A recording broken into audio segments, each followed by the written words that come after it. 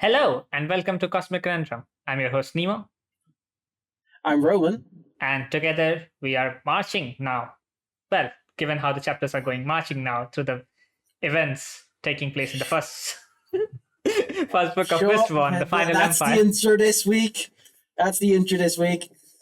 Yes, today we will be talking about chapters 22 and 23. And stuff happens. Yay. Better than last chapter, at least.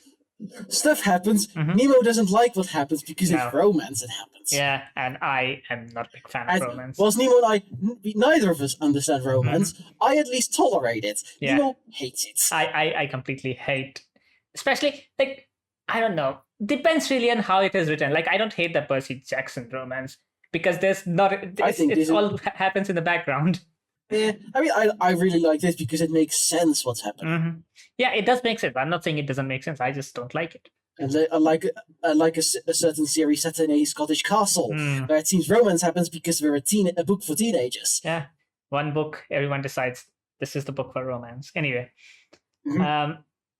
so chapter 22. The chapter begins with Vin, again, this time Vin reading through the journal, and it starts with the stuff that we already knew, but then goes on to explaining the abilities of the talisman. Apparently, it's a very clever use of. We've already read certain parts of this, not directly, but we know what's happening in it. But we add something on top of it. Yeah, it's just adding the pieces that were missing in the epigraphs, different epigraphs, and then we learn that the talisman, or at least some of the talisman, can store their strength and then use it at a later time. And it has something to do with the metals and like earrings that they're wearing. Mm-hmm. Though I don't think the author knows how it works. It clearly states that. Yes, he definitely doesn't understand it fully. Yeah, he does say that he wants to learn more about it, I think. Yeah, so through this, we learn that Vin doesn't really like the author. He thinks the author is too whiny. Oh, no. Even more so. First note is she doesn't like reading. Fair, yeah. There goes that part. Yeah, but to be fair, she doesn't find... She's out of saying, like, it's useful. She doesn't find it useful. Yeah. Which is like, thanks, Reem. Yeah. I mean, she hasn't really had the use of it a lot. Whereas if I were in her situation, I'd be reading constantly, because what else are you supposed to do? She is a Mistborn. Very different to what our... Yeah, but she spent a lot of time complaining about not having anything to do. Yeah. And I'm like, just read? And that's exactly what Caesar told her to do, and that's why she is reading at least one thing at a time. Then... Yeah, and I do think later in chapter, I do think Sayed kind of regrets having to read this book, because he's forgotten that Finn is exceptionally inquisitive. Yeah, and we'll see that later on in this chapter. Finn finds the author extremely whiny, which is a total like contrast from how what conclusion Kelsier arrived at. That Kelsier saw the Lord Ruler being human. Vin sees the Lord Ruler being whiny, more so than a human would be. He can be, and he does sound very whiny in the stuff we've read. Yeah, I mean, he is like overcome by imposter syndrome, but then he takes it way too far. It also makes me wonder, how old was the Lord Ruler when this all happened? Yeah, I mean, given if we know anything about prophecies, not more than like 20, 25? Yeah, I was going to say that, especially because he said he hasn't had a family yet, but it starts, so... As she's wondering about the book and everything else, Spook arrives, and Vin is again thoroughly perplexed at what Spook is trying to say. As are we all! I mean, finally Spook... Bussing with the dogs to come and be without a stay. Yeah. This is worse in the audiobook, where there's also an accent thrown on top of it. Yeah. Which does not help matters. I have no idea what he's trying to say. Anyway. But also, hi Spook, long time no see. Yeah, Spook finally speaks in the common language and tells her why he and Doxon are still not perfect, but it's more understandable. Yeah. I mean, he's learning. He's finally shedding his Eastern accent a bit to converse more properly.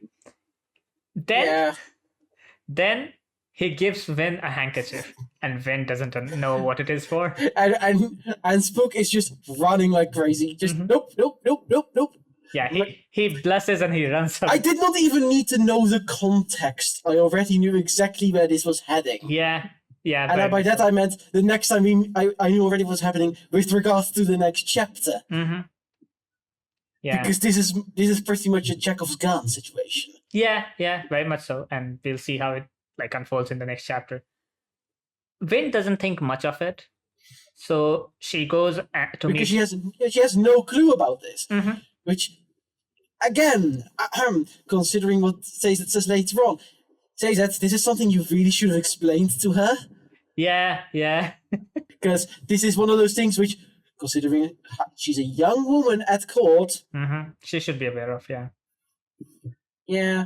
Anyway, she goes to meet Doxon, and Doxon is having a meeting with Lord Renault, so she has to wait as a lady, as she says. Yes, and it's at this point that Vin really starts to go with, oh, they did not even want to involve me in this, and she starts digging a hole for herself. Yeah. And we learn later that wasn't the case at all. No. Yeah. It's just Renault being a bastard. That, and Vin has grown accustomed to being needed, which she wasn't at all at the beginning of this book. So her even thinking that she's missing out on the meeting going on, or she has been kept away from the meeting going on, it's a very major development in her character from where she was in the beginning. She's starting to suffer from FOMO. Mm-hmm. Yeah. And considering what happens in the next chapter, it's full on development time for Vin. Mm-hmm. I ever cheered when the moment happens. We'll see. And then I slam my head into the desk.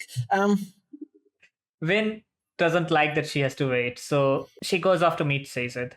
Sazed and Vin start to talk about the journal, and Vin hopes that there are fewer supply lists going forward. Well, what I also really like is how Vin is just like, oh, yes, and in her mind she's like, it's so boring. Yeah, I mean, even they call it the logbook more so than journal, which and I'll admit, I think even I would start finding this boring, and I've read some very boring books. Yeah, not every history book is written well. Mm-hmm. Sazed then talks about the green plants, and Vin still cannot fathom the idea of a green plants. She compares it to that blue. Would be like having blue or purple plants. Yeah. It's like, Jesus Christ, how much has this world been reduced? Mm-hmm. And how fast? Yeah, that is something that is quite interesting, because even in the memories of the keepers, who we later learn that they were formed about 3 centuries later than the Ascension, even though they do not really remember about green plants and stuff. Even Sazed is surprised at some of the stuff that is being mentioned in this book, even though keepers started keeping history. Well, yeah, Sazed does say that the keepers at least know about the legends of it once having been green. Yeah. But now it's a tundra, which is... Yeah, but now it's a tundra. That's bad. Mm-hmm. Anyway, Vin then coerces Sazed into telling her about the keeper magic, or as Sazed calls it, ferrochemy. She is being extremely melodramatic, which Sazed catches on to, but still he starts explaining what exactly ferrochemy is. And we begin to learn about the power of the keepers that we have been wondering about for a few chapters now. We've been wondering about it since about 5 seconds after Sazed rescued Vin. Yeah. And then I think in one of the epigraphs it was mentioned that the author wants to know more about the powers of the keepers. Then we learn that at least the powerful terracemen or keepers, they were more abundant in the past than they are now, which makes sense that given the Lord Ruler basically went on... Considering that... went to genocide. Yeah, that's exactly what I was going to say. We learned that the ferrochemists store their physical attributes in metals, again, depending on the size and alloy of the metal, similar to how allomancy works, but slightly different with knowledge. Yeah, because because Sazed says that he sews a copper metal and tells Vin that he can store his knowledge into that metal.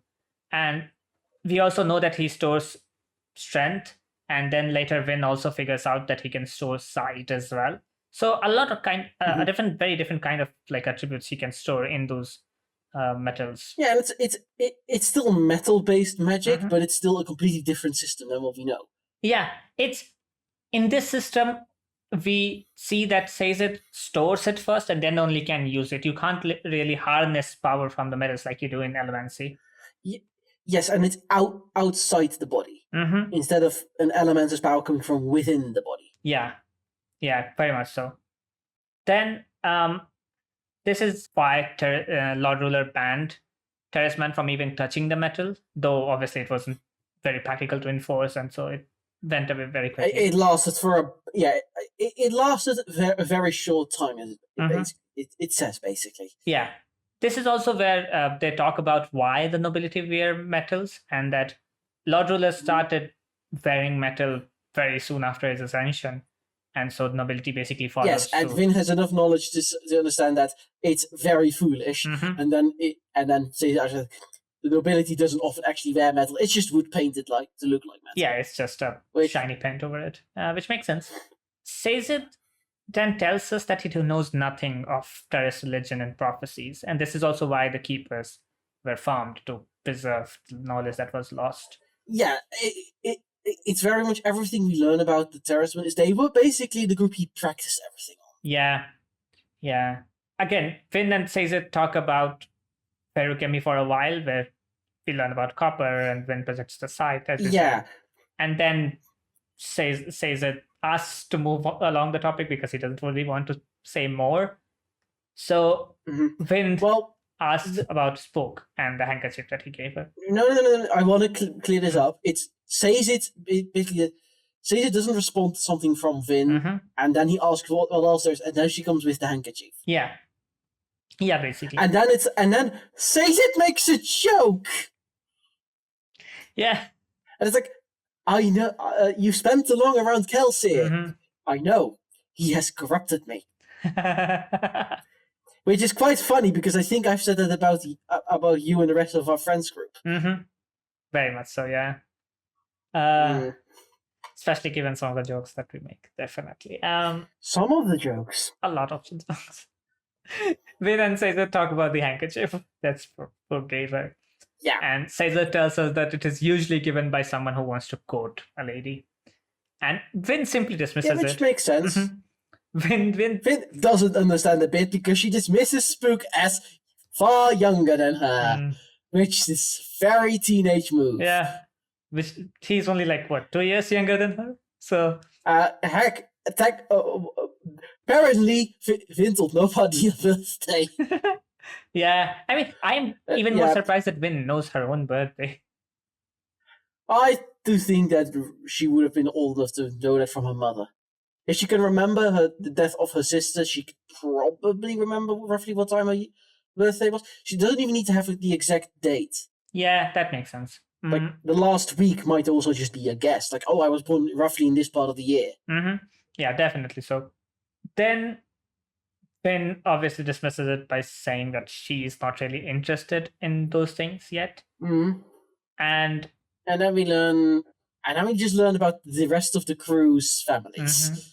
Yeah, Ham having a family. Ham has a family. Eden Ham's just casually been away for months from his family. Yeah. Caesar then asks Vin if she ever talks to her friends, and Vin at this point discovers that she has friends. Well, I want to point out that this is because we learn about Eden is also married. Breeze is obvious. You could tell that Breeze wasn't married. No woman could stand him. It's a miracle he can stand himself.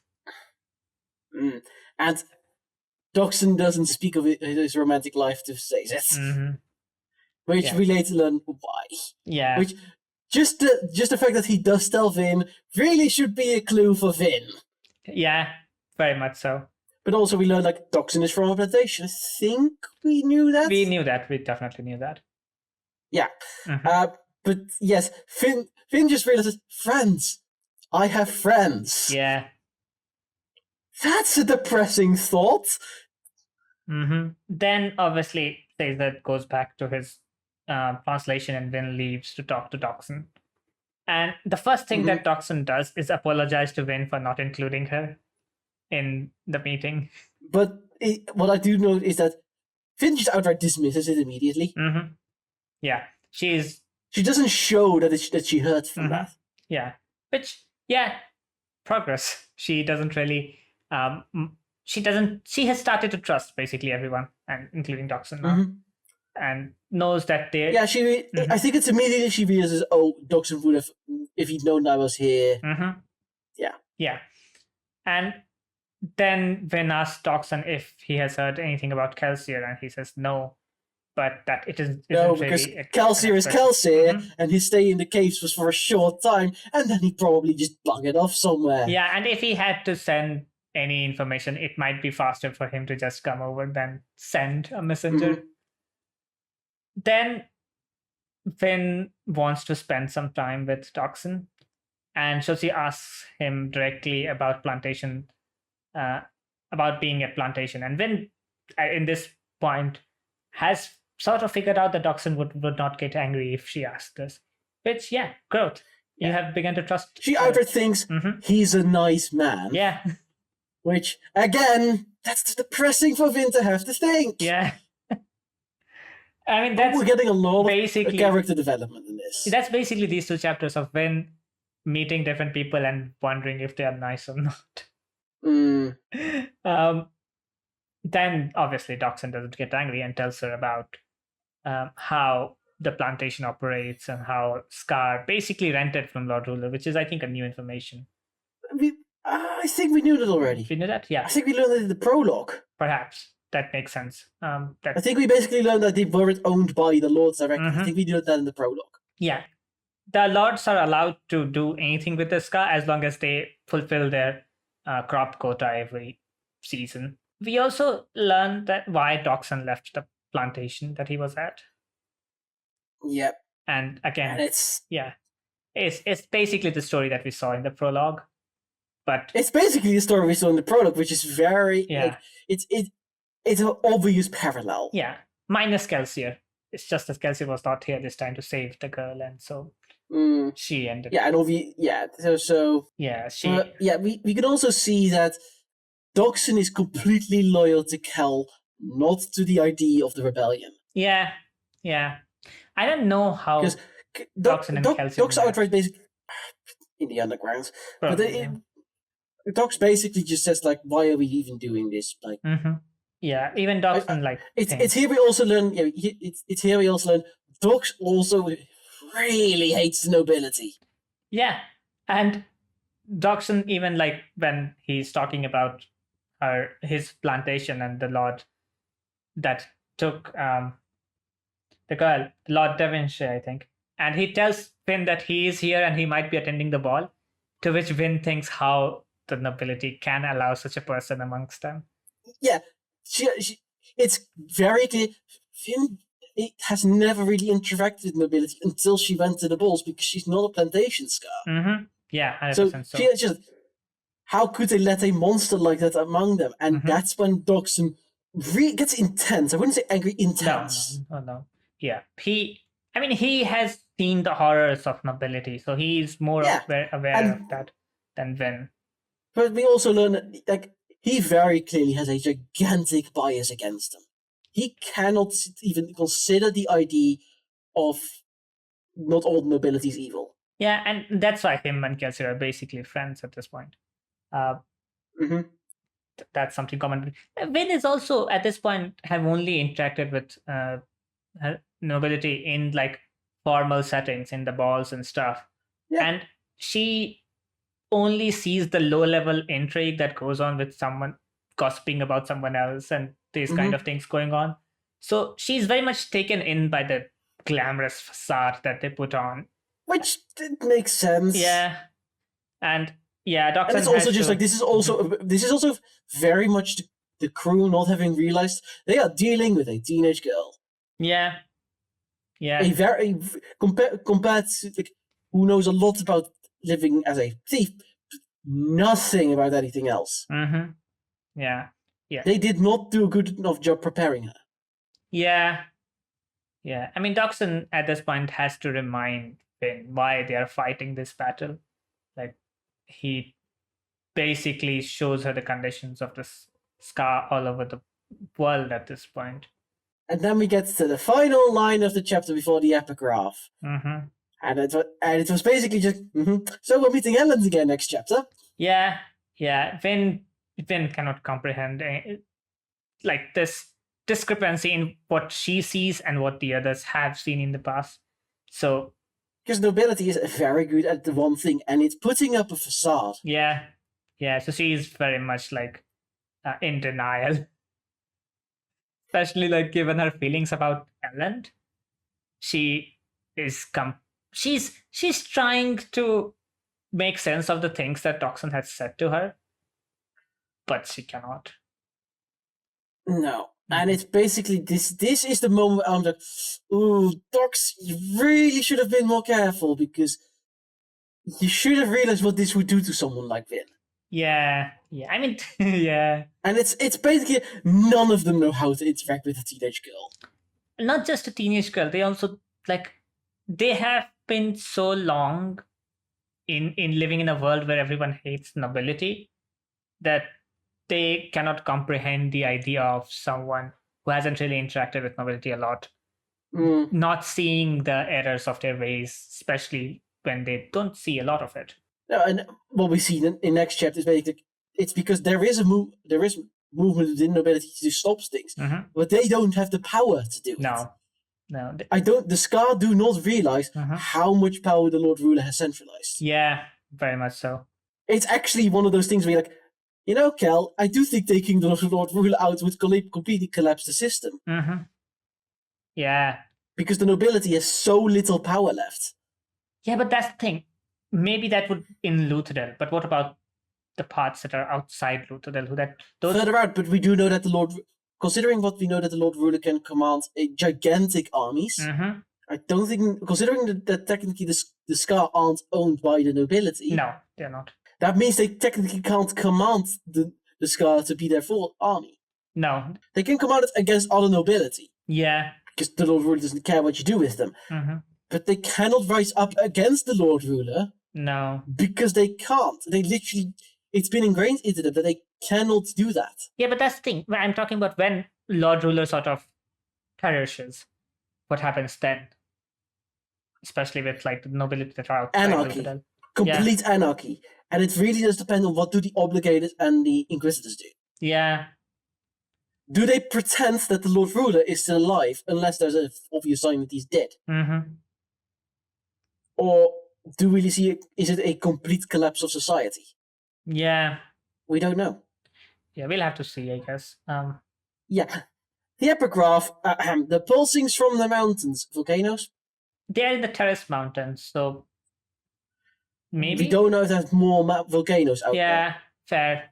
And it's one big thing is Terrace has gone from green pasture land, so presumably more alpine than Norwegian mountains. Yeah, more alpine.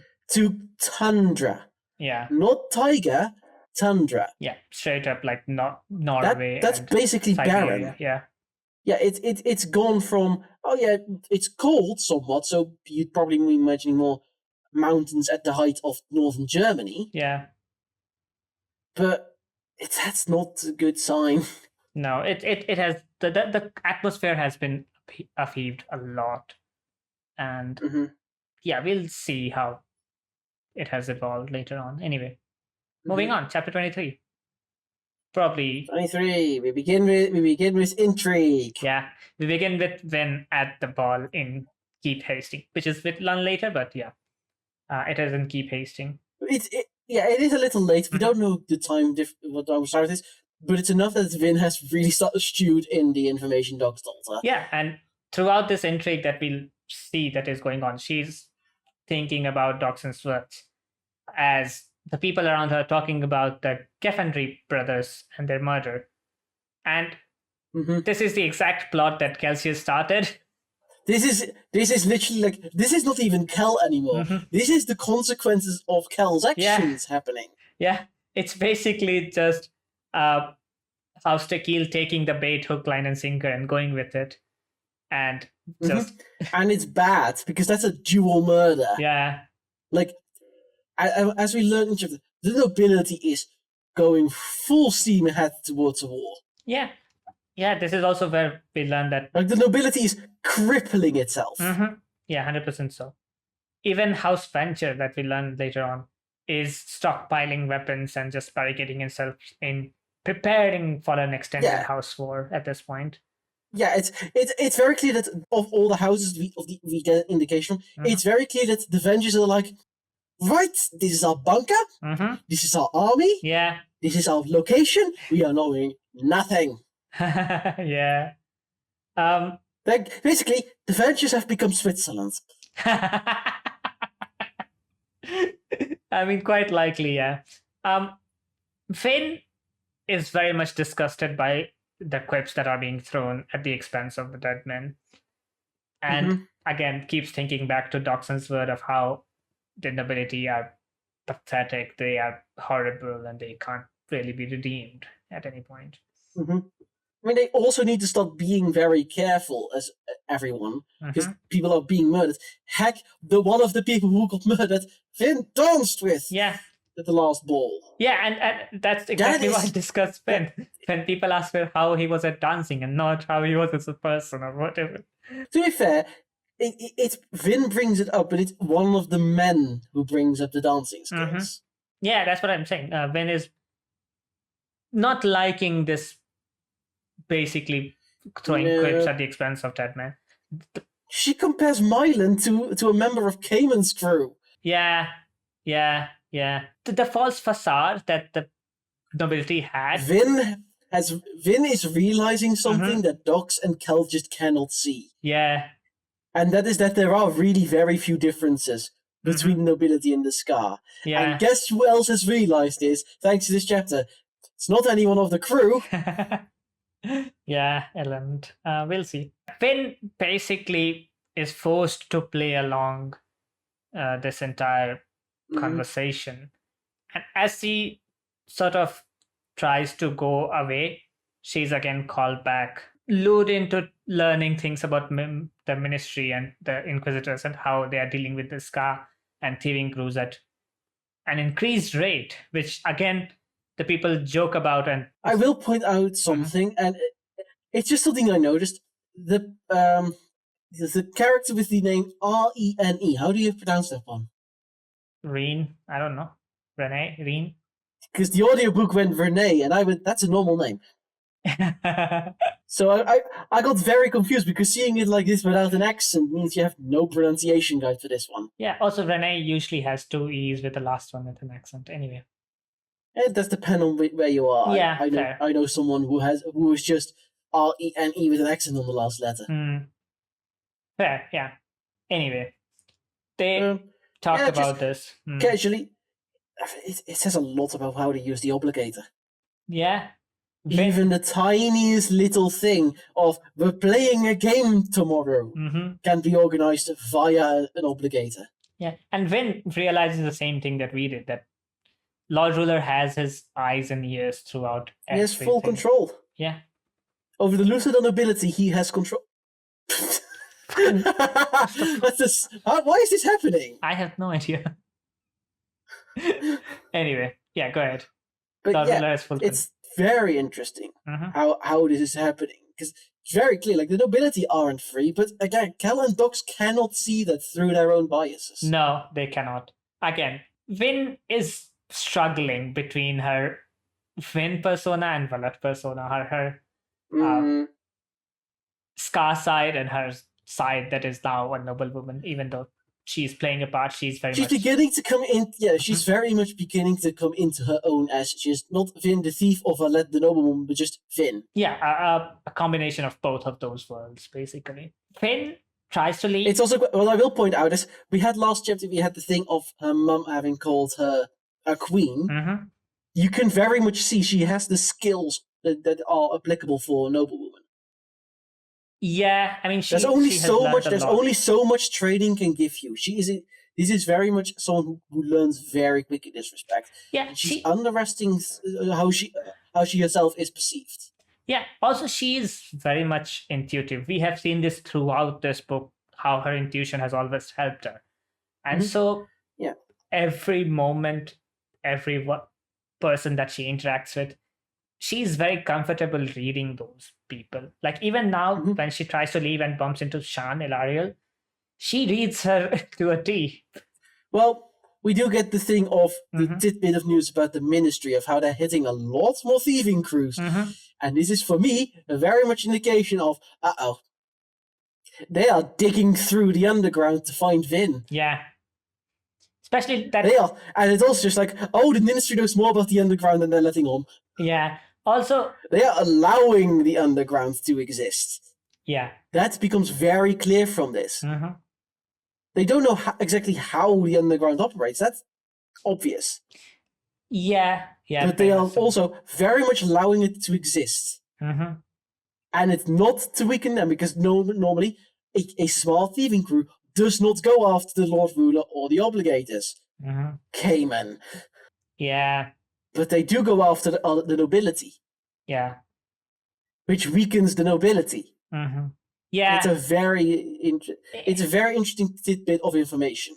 Now, we have also learned previously that the Inquisitors don't really deal with petty thieving crews.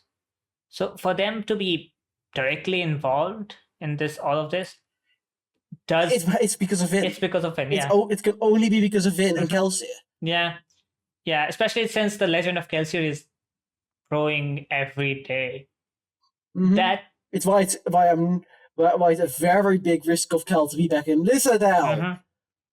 Yeah.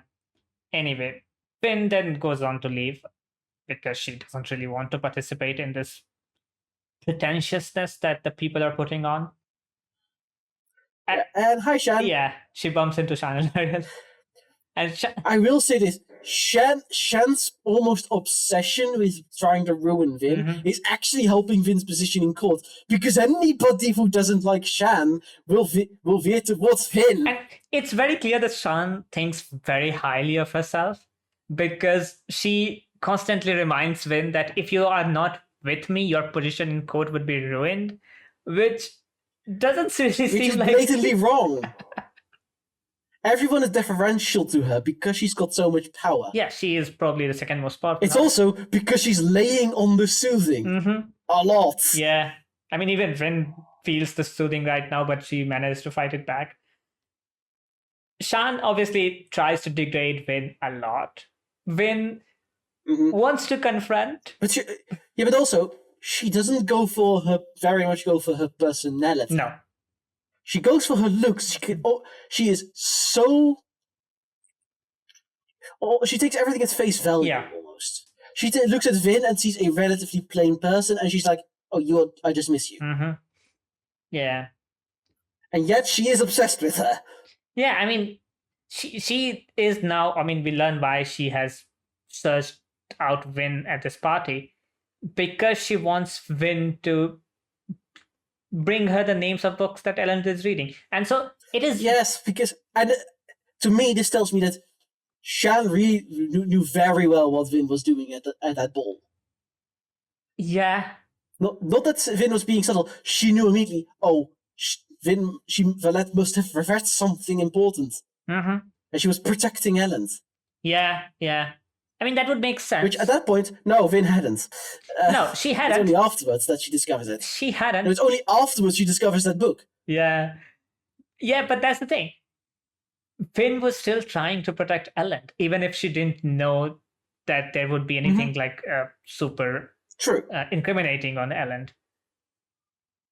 Vin wants to retaliate, but then stops herself and finally realizes that she has become a pawn in the court intrigue.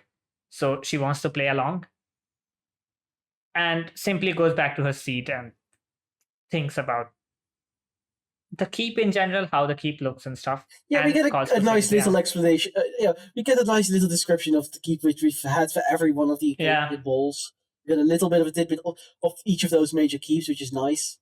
Yeah, in this one in particular has different like spires and towers, and all of them basically. Yeah, it's a central tower surrounded by smaller towers. Yeah.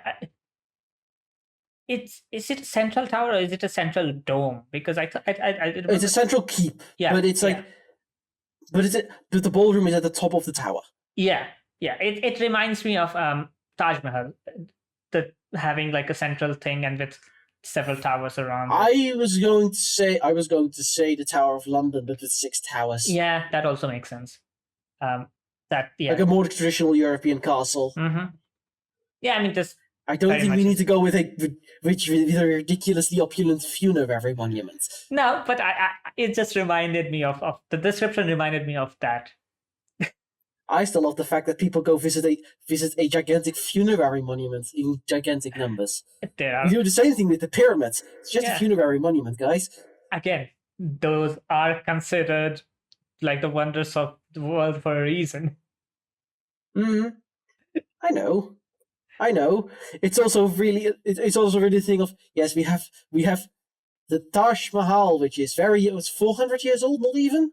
Yeah, 1600-ish, I think it was made. Yeah, I think it's something like that. Right next to the pyramids, 4,500 years old. Stonehenge, 4,000 years old. Yeah. The Colosseum, 2,000 years old. The Parthenon, 2,500 years old. It's very much the junior partner. Yeah, but then you get to the Cristo Redentor, which I don't consider a world wonder. It's a modern world wonder. Yeah, it's a modern one of the traditional big world wonders. Yeah. Like, similarly, if you go with the modern world wonders, that's the Cristo Redentor, that's the Eiffel Tower, that's the Statue of Liberty. Yeah, very much so.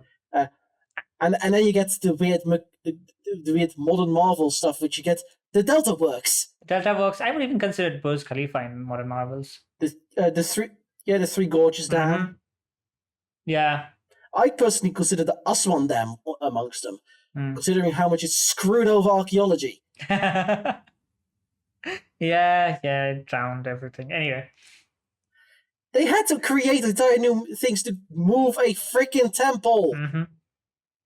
They had to make sure it was aligned correctly. Yeah, very much so. Anyway. And that was in the 60s. Alright, let's continue.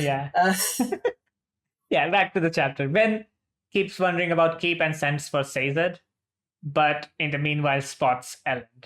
And this... Ellen is at that point that all caution is thrown out the window. Yeah, that's the thing. She starts with wanting to hide, but she has dwelled upon Dockson's word for so long that she has become confrontational, and that's why she wants to basically confront Ellen with whatever was wandering in her mind.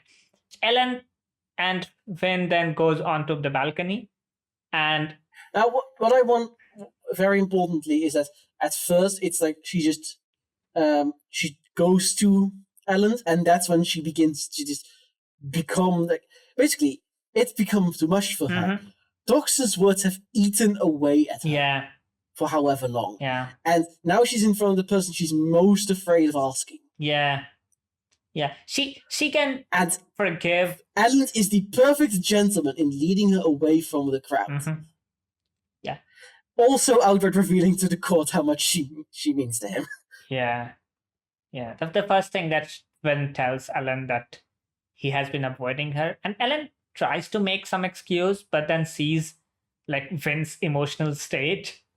And so at that moment, all of the facade shatters, and he and Vin go out on the balcony and then start talking about it. And then he just promptly throws caution off the balcony. Yeah. Ellen obviously admits that he has been avoiding Vin, but even before he finishes, Vin asks if Ellen has ever slept with his carwoman. And which you get genuinely, you can immediately tell Ellen is so uncomfortable about that question. Yeah, I mean, he, given his experiences, he very much has some kind of trauma from the event. Given it happened to him when he was 13, with his father basically forcing someone else upon him. Yeah, remember how I said last time how I wouldn't mind if Kel killed Lord Venture? I still agree with that one. Yeah. Yeah, Plus, it would promote Ellen to top position. Yeah. We'll see what happens with them. Shut up! Don't spoil things. I'm not spoiling things. Yeah. We were talking about Ellen basically being forced into sleeping with a Scar woman at 13, and he didn't really know what would happen to the woman at that time.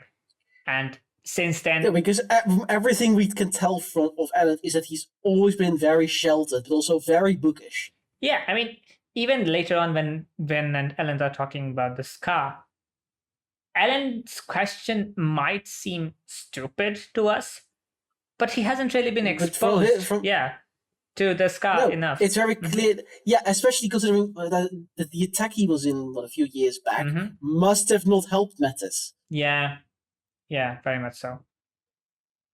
Like, that must have made Lord Venture even more paranoid. Ellen then says that he hasn't really done it ever since, and Vin doesn't exactly believe him and tells him that she was told by someone that all noblemen are brutes and that they basically do the same thing, to which Ellen says that not all of them are like that, and Vin asks how many, and Ellen says about 1/3, which is not really a very encouraging statistic, but it is something to Vin. No, but it is it does sound like an accurate statistic. Yeah. It's an educated guess, so it's probably anywhere between 25 and 40%. Yeah. But the good news is that's not a majority. Yeah, and that is basically what I also wanted. But at this point, when he says that isn't the type of person Ellen likes to spends time with, it's at that point that Finn finally does what we've been wanting for 23 chapters.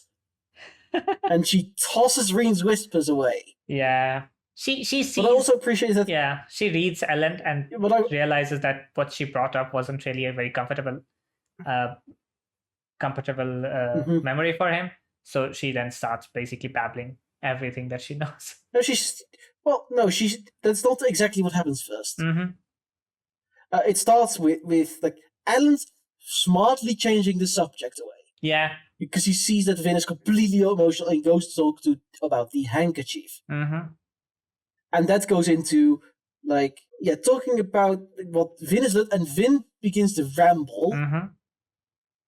And honestly, really smartly uses the stuff from the crew, the knowledge he has of the crew, twists it in a way that makes it more palatable for a nobleman, whilst not lying completely. Yeah, she does lie a bit, but obviously, yeah. I mean, she has to maintain appearance. But she uses her own experience and those of Doxson to try to get Ellen to see her how she actually is. Yeah, and she tells the story about Doxson's story in a different setting, and tells Ellen how the Scar, equally intelligent, equally emotional, equally angry as the nobility. And Ellen is at this point very curious about the Scar. He's very curious. He's also just allowing her to ramble. Yeah. Ellen then gives her his own handkerchief, seeing that her has makeup on it. And we get the whole thing of using Doxson's story. Like using Doxson's story and basically visiting that she spends a lot of time with the Scar. Yeah. Which, very clever usage of that. And what I love about this is that you can tell Ellen is fully on board with hiding Scar runaways. Yeah.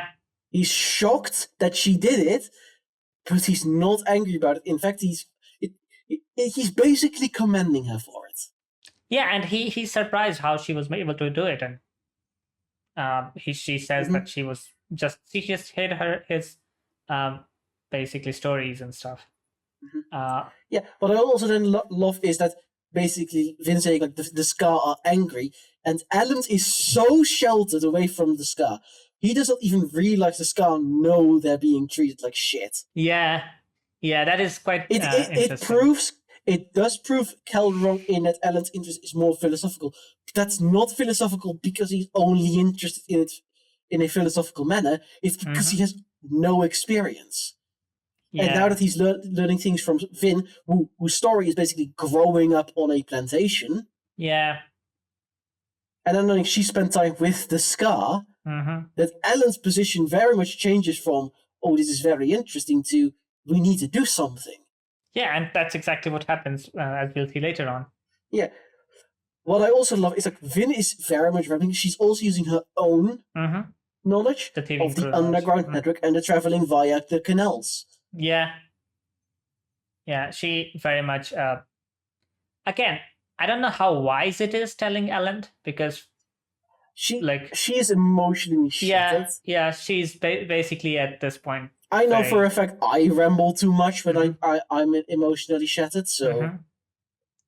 Yeah.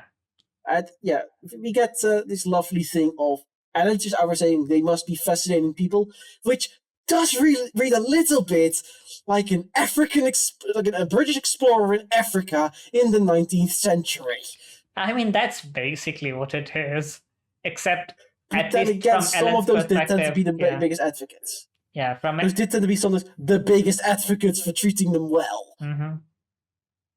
So yeah, it's the positive and a negative. Yeah, he's seeing them in a very exotic light, which is basically what happened throughout 18th and 19th and 20th century. Yeah, and the more you interact with them, the more you actually start treating them like human beings. Yeah. Ellen says that he wishes he knew someone from like the Thieving Guild and stuff, and Vin is sitting there. Vin is just like la la la la la. Yeah. Anyway, Ellen then starts to leave and tells Vin to keep the handkerchief, and Vin is again head over heels for him. Yes, it's like she gets the thing says that thought about handkerchiefs, and she's like, oh. I assume this is why you really dislike this. There were moments of it, this is very sweet. Yeah, it's sweet. I'm not saying it's bad. I'm just saying I don't like it. I think what does really help is how much you easily avoid stories with a lot of romance because you don't read fan fiction. Yeah, easily. Whereas I have far more experience reading romance because I read so much more fan fiction. Yeah, I hate the idea of fan fiction. I hate it at its conception. I don't even have to go into it. Which is quite funny when you casually ramble along when I start discussing things. See, it's fun to theorize. It's another thing to read it and write it and change everything that I already know about the story. This is to be fair, most of the things I do is just expand on the world building and just incorporate things from later books into earlier books. Yeah, the thing about fanfics that irritates me the most is that people making up stuff like fanon stuff and then getting angry at canon stuff for their made up fanon stuff. Yeah, there is a bit of that. Like, there's a reason why, especially Spider-Man fanfiction often has Peter Parker not being treated like shit, because if you read Spider-Man comics, Peter Parker does not have luck. No. Too often he's written like someone who needs punishment, and that's not fair. Yeah. It's the same thing with Batman. If Batman is written competently, he's a man who struggles being a parent, but is a parent. Yeah. This is a funny thing because recently one of the Spider-Man comics came out where MJ was married to a guy, Paul, and she breaks up with Paul, and the entire internet was happy with MJ breaking up with Paul. So Spider-Man, Peter Parker is one of those rare characters who has multiple long-term love interests throughout his history, whereas most superheroes tend to get one. Yeah. Like, Superman with anyone other than Lois Lane is wrong. Yeah, definitely. Because similarly, Barry Allen and Iris West, like those go together. They are written always that way. You can't really change it. With Spidey, you have multiple people. Yeah, but those also came out of necessity. Like when you eliminate MJ from the picture, you have to introduce Gwen. You have to. Yes, and when you're then done with Gwen, you kill Gwen. Yeah, Spidey and MJ being like coming this close and then going apart, then coming this close and then going apart. It's a constant. I mean, you just described the Raimi trilogy. Yeah, very much so. I hate that. Meanwhile, the MCU just went, screw it, we're done with this. Yeah. At least there's a good story in it. I mean, it does also help that the two actors are also exceptionally deeply in love with each other. That helps a lot. Yeah, they have amazing chemistry. It's one of those few cases where the chemistry is not just visible on screen; it's a bright light. Yeah. You see it exceptionally in like Far From Home and No Way Home, more so than Homecoming, because that's when they really started. Well, they were also not supposed to be dating anyway in Homecoming, so yeah. So, yeah, I love the newer trilogy. I know people have feelings about newer trilogy and the older trilogy, but I love the newer one more than the older one. I mean, Far From Home will always have a bit of love for me because there's Dutch in it. That is one of the funniest scenes. It was one of those. It was one of those moments when I saw that scene. I was like, playing up on to the stereotypes, are we? Yeah. Anyway, we were with Ellen leaving. We were just at Ellen leaving. Yeah, Ellen leaving and Vin asking Vin to keep the handkerchief, and Vin just falling madly. Very sweet. Yeah. Anyway. And that's when we get to Vin still being incredibly jumpy. Because whilst Vin is very aware of things happening around her, once she has tunnel vision, it's tunnel vision. Yes. And I love the moment Ellen's gone and she's calmed down a lot, she's immediately like, he's going with those same people. I need to figure out what they're doing. I need to go after that. We need to figure out what those people are doing. Only to be proven later that she doesn't need to be doing that because Kel's back. Yeah. And we'll learn that Kel has been doing that for several times, even though he hasn't really told when, but he has been doing that.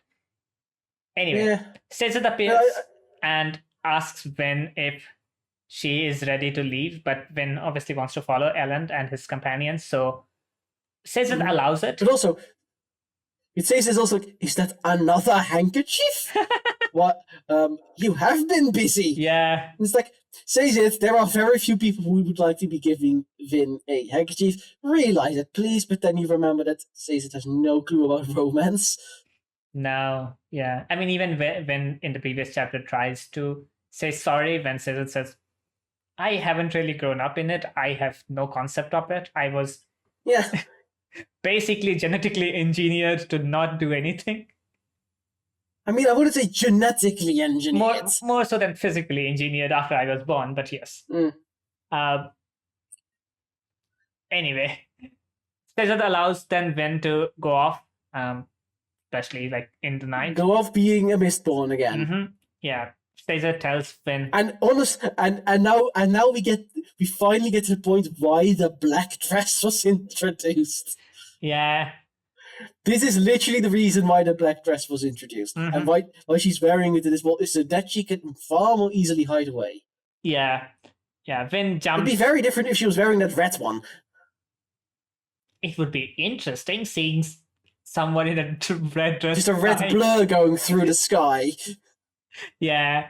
Anyway, Vin jumps from like tower to tower trying to search for Ellen, and then finally arrives. What I also love is that we don't like. She's doing it basically in own like. She mentions tin and pewter, but she doesn't even mention copper. No, she basically has it on at this point. She's burning that one all the time now. Anyway, yeah, she lands, and we get just that bit of that typical thing in films where you're trying to sneak up on something, and the first door you check, it's guards. Yeah. Yeah. Then obviously she goes, and the second room that she checks is with Ellen and his secret society. Ellen proposes, and it's Ellen and his group of philosophers. Yeah, basically, half of them don't like philosophizing. No, but it's just from this you can read. Elend is the one Mhm. who's clearly been impacted a lot by Vin's words. Vince words, and he had even from the beginning, he was really interested in it. Oh, absolutely, but it's now he's got confirmation from someone outside of the Lutherdale environment. Yeah, very much so. And but I also like is like from what we hear here, he's not telling everything Vin said. No, he's implying. But he's not saying all the things she said, which to me tells me he's probably going to keep the secrets. Which would make sense if we are like following him as one of the potential love interest. It would be better if they keep on building that and not do the typical on again, off again thing. I would very much hate that. But yeah, seems like that Elend is at least keeping whatever Vin told him in confidence. Though he does propose and he's inducting Vin into their secret society. Yeah. But I will point out, Elend is outright speaking heresy. Yeah. Like, he outright says, like, if our house just stops squabbling, we might have a chance to have real power. Other than bow to the whims of the Lord Root. That's not talking no woman should be making. No. Yeah, I mean, and then we get the thing from Justice about. Well, then we get the thing from Justice about what the Lord Root basically owns everything. Yeah, and which is obviously it was told in support of Elend, to which like when Elend says that everyone should join houses, and then they'll be able to put some pressure on the Lord Ruler, to which Justice agrees with him, and even I think one other person. Teldon says that he agrees on the government needs to change, but the class imbalance is silliness. And it's like, yeah, for a woman that would appear like silliness. Yeah, I mean they haven't it's really had to. Elend is so different from even them. Yeah, they haven't really had to face the adversities that a Scar would face, and if they are as sheltered as Elend, yeah, not everyone can be as inquisitive as Elend. And they're certainly not making like people like Vin companions to learn more from them. So yeah, do you think they'd be able to do anything? Like from here, we learned that 2 of them are the heirs of their houses, and the 3 of them are like the second in line. Yeah, and Elend's outright is the heir to one of, if not the most powerful house. It's only 5 people. Yeah. But it's only 5, and they do, and it's fair to point out. But these would be if you were willing to put aside your hatred for all the nobility, these would be the people you could work with. Yeah. So, do you think the whole point is everyone of these people is going to, at least Finn is going to work with them, and not Kelsey and Doxon? I think it would be Finn. Finn will, obviously. Finn feels like the person to do that such a stuff. It would be Finn with CZ in cooperation and deliberately not telling Kel and Dox. That would make sense. Yeah. Because Kel and Dox would have a very bad reaction to the idea. Yeah. Yeah. Given their disposition towards the nobility, doesn't seem like the case. And I do feel like Vin would probably tell CZ who the handkerchief came from. Because CZ kind of needs to know that. Oh yeah. CZ needs to know who the handkerchief came from. Yeah, they debate for a bit when Finn is lurking outside. But what I do think, go ahead. We get Kel's back. Yeah. Yay! And he immediately starts being a dumbass. Yeah, he jumps in on Ben. This entire thing of like Finn saying they want to overthrow the Lord Ruler isn't correct. No, they want to change the system, but they would still be underneath the Lord Ruler. They just want more power for the nobility. Yeah, Elend would also try to reduce the class imbalance. However, Kel saying they're only planning alliances is also wrong. Yeah, it's somewhere in between those two lines, basically. They're not like they're a part of the system. To overthrow the system, they have to do a lot more than just make alliances. And I can't believe I'm making this comparison. But I'm going to make a comparison to frickin' Downton Abbey. I have not watched Downton Abbey. Downton Abbey takes place in the basically just after Titanic sank. Okay.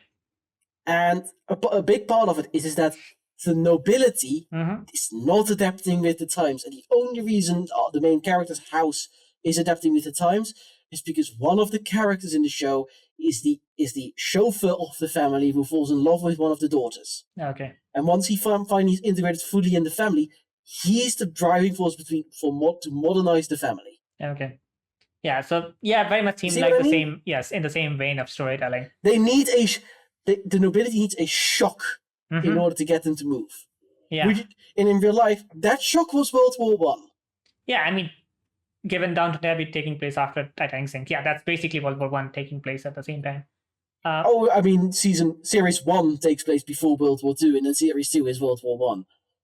Sorry, yeah, World War 1. Yeah. Like series World War 1. The Great War. The Great War to end all wars. Hospitals and everything. Yes, the war to end all wars, and then 5 seconds after the war to end all wars, we have wars. Anyway. Yeah. Like 5 seconds after World War 1 ended, there's still a civil war going on in Russia, guys. Yeah. And America's trying to make all of the nations in Central America that little. With Germany obviously going in power. No, Germany was collapsing at the time. After like 10 years, and so when it Germany has completely took them a while collapsed. to rebuild. Yeah. It took them a while to rebuild. I think it was something like 1 billion Reichsmark for a piece of bread. So not too different from Russia then.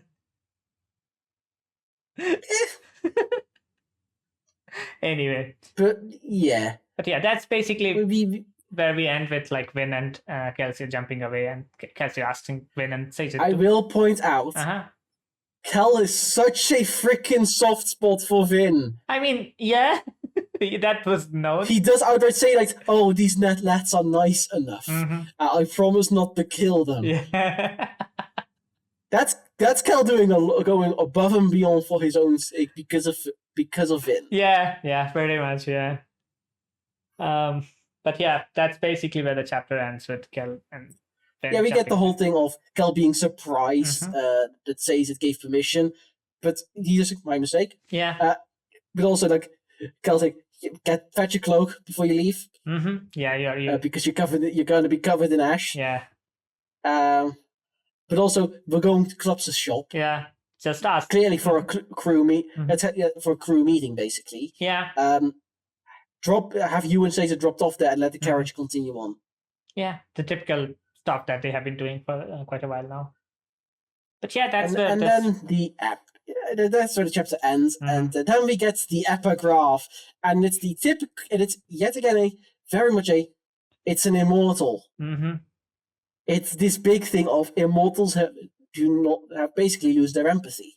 Yeah, but that's the thing. I don't think the person is yet immortal. The author itself is yet immortal. No, but the fact he's beginning to contemplate that he might lose that is a worrying sign. Yeah, that's basically what because we know the Lord Ruler, and he has lost that.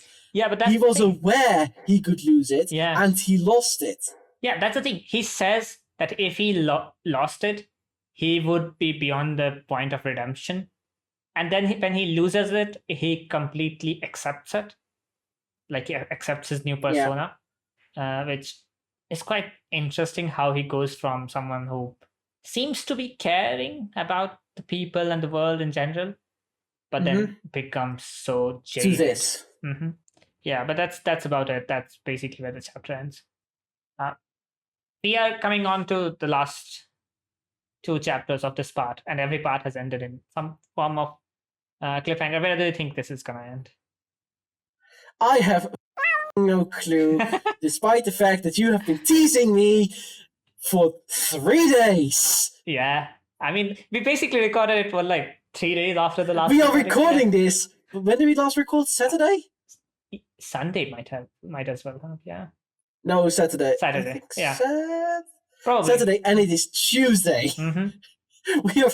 This is because Nemo made the mistake of telling me there's a big cliffhanger coming. Yeah, I shouldn't have. Anyway. Then never tell me that again, because that's a bad idea. No. I'm someone who really goes, like, when I'm reading something, goes to the wiki and learns everything about it. Bad enough that I can't do that with this series. Yeah, I mean, both of us aren't really that bothered by spoilers. but we are trying our best to avoid spoilers. The first film, Mhm. the first film I went into the cinemas for without any spoilers in years was Fantastic Four. Yeah. To be fair, And even then, still in the middle of the film, I had my phone open on the side with the Wikipedia page open. yeah, Because I typically cannot stand spoilers, especially not in cinema. Because if something shocking is going to happen, I need the mental buffer. yeah, fair. Yeah. Which is why I'm struggling not reading ahead.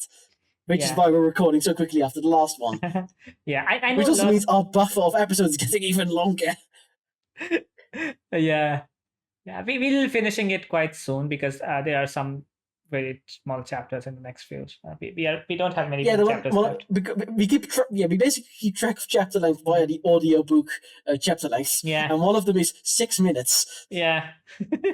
We'll see. The preceding chapter is an hour, so... Yeah, so that's basically a 3-chapter episode. Anyway. No, that's probably depending on what happens, because a 6-minute chapter is either a very good sign or a very bad sign. Hey, Mark of Athena ends in a Leo chapter that is like 5 minutes. Yes, that wasn't exactly a good sign, was it? That is quite funny. Anyway, yeah. So yeah, with that, that was that. Yeah, we'll move on to our next chunk of chapters. See you next time. Bye bye. Yes, bye bye.